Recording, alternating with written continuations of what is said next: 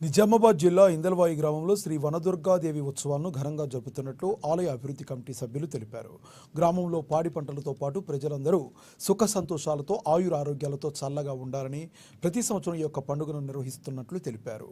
పెద్దమ్మ తల్లి 15వ వార్షికోత్సవాల భాగంగా స్థానిక Nizamabad rural MLA doctor Rekulapalli Bhupathi Reddy ముఖ్య అతిథిగా హాజరై అమ్మవారికి మొక్కులు తీర్చుకున్నారు. అనంతరం స్థానిక ఎమ్మెల్యే భూపతిరెడ్డి మాట్లాడుతూ పెద్దమ్మ తల్లి మందిరం అభివృద్ధికి తన వంతు కృషిగా 10 లక్షల రూపాయలు ఫంక్షన్ మండపానికి ఇవ్వనున్నట్లు కృషి చేస్తానని హామీ ఇచ్చారు.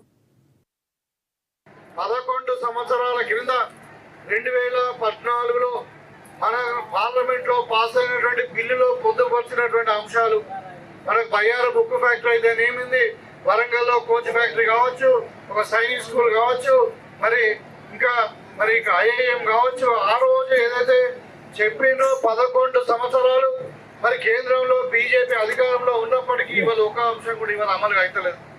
మనం ఇచ్చిన బడ్జెట్లో ఏమైందంటే అసలు తెలంగాణ మర్చిపోయారు. మొత్తం తెలంగాణ అనే రాష్ట్రము ఈ భారతదేశంలో ఉన్నదనుకుంటారో లేదనుకుంటారో అలాంటి పరిస్థితి ఉంది. పక్క రాష్ట్రానికి ఆంధ్రప్రదేశ్కు వాళ్ళ మిత్రపక్షం అని చెప్పి మరి 100 కోట్ల 1000 కోట్ల రూపాయలు ఇస్తూ ఉన్నారు. బీహార్లో ఎన్నికలు ఉన్నాయని చెప్పి వాళ్ళకి ప్రత్యేకమైన ప్యాకేజ్ ఇస్తూ ఉన్నారు. ఇవాళ తెలంగాణ ప్రజలు ఏం తప్పు చేసిరు?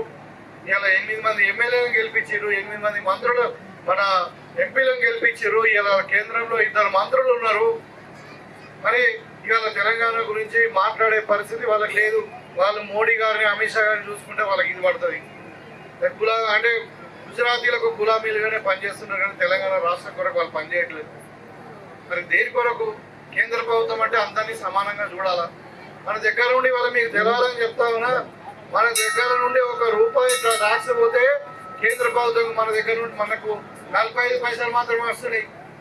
రూపాయికి 45 పైసలు మనకు వాపసు ఇస్తున్నారు.